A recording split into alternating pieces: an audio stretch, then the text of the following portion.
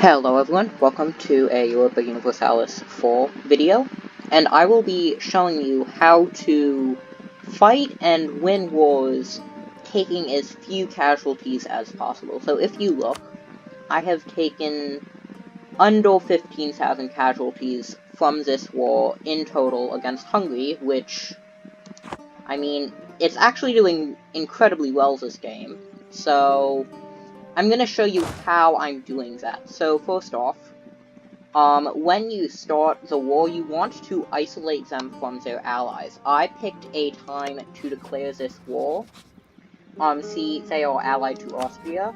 I picked a time to declare this war when their ally was busy fighting someone else in the same war that I was. That meant that they could not call in their ally. So that, by itself, definitely made this war infinitely easier. Another thing I did is I looked to see which forts they were and were not maintaining.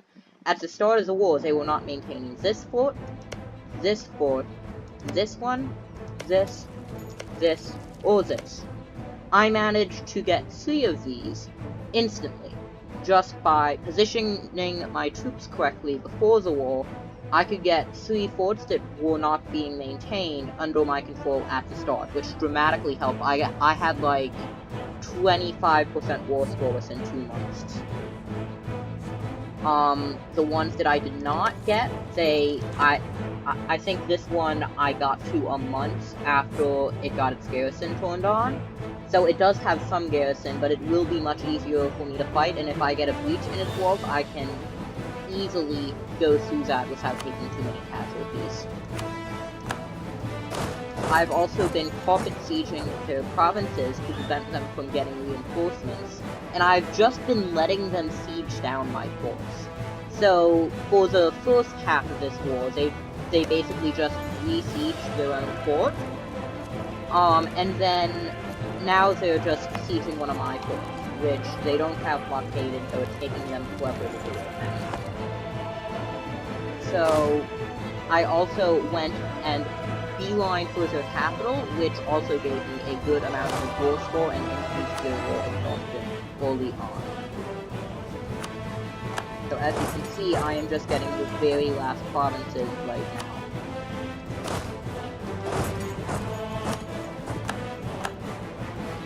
It's also good to put a 1k stack on forts you can't siege, because it puts their war enthusiasm, which will give you a better peace deal. You don't have to do it immediately after declaring war, though, because it's only important to do that near the end of the war, but as you can see, I am nearing the end of this war.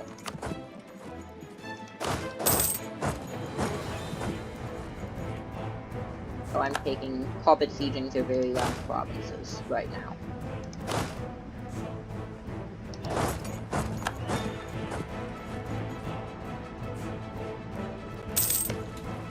Here we go. Can I get it this much?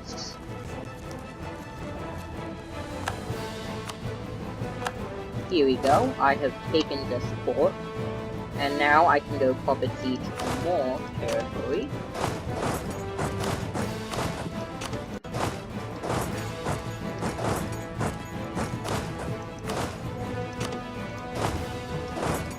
Again, carpet sieging is vital for reducing casualties, because we're basically cutting off your enemy's reinforcements. So I'll have won this war without really fighting any major battles. I think I fought maybe 1 battle, and it actually ended in defeat. So I've fought this war without winning any major battles.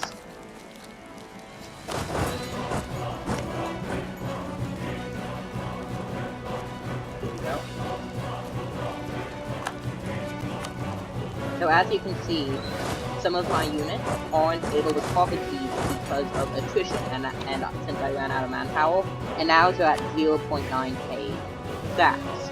So you can prevent this from happening by, instead of sending just a single 1k stack, you can send 2 slightly damaged stacks, and that will prevent them from stopping sieging just because they've lost a couple troops. So I'm just going to leave this guy here.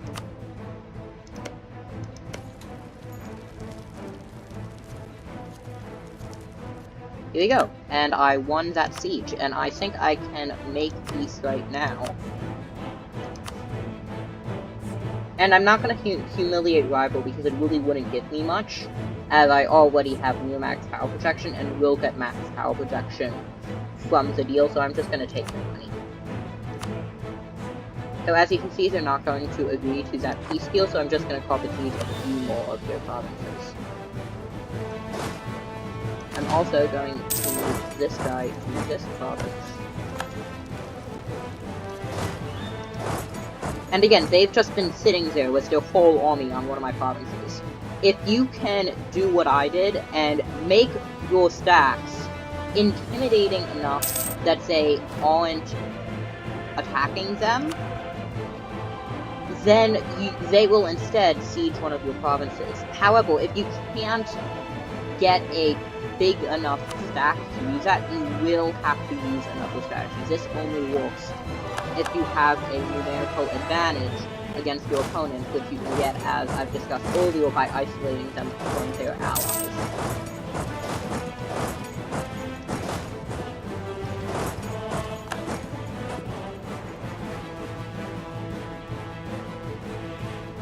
Here you go, almost done. Will you siege? Nope, you won't. So let's see if he will accept my peace deal yet. Nope, not yet.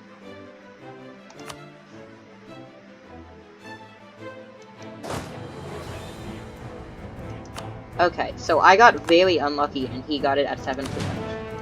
I feel like this is one of the cheats the Paradox gives to AI. I have never won a battle at 7% war score, but the AI somehow does.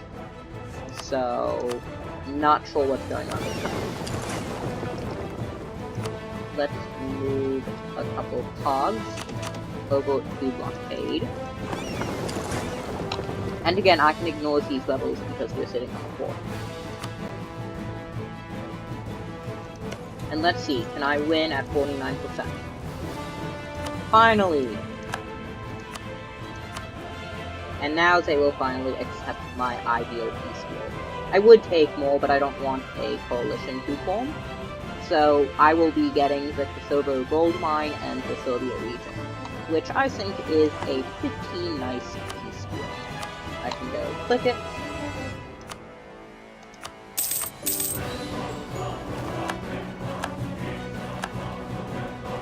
And here we go. I have this will be it for this episode. Just a quick guide on how to minimize your casualties from war. And that's about it. Bye.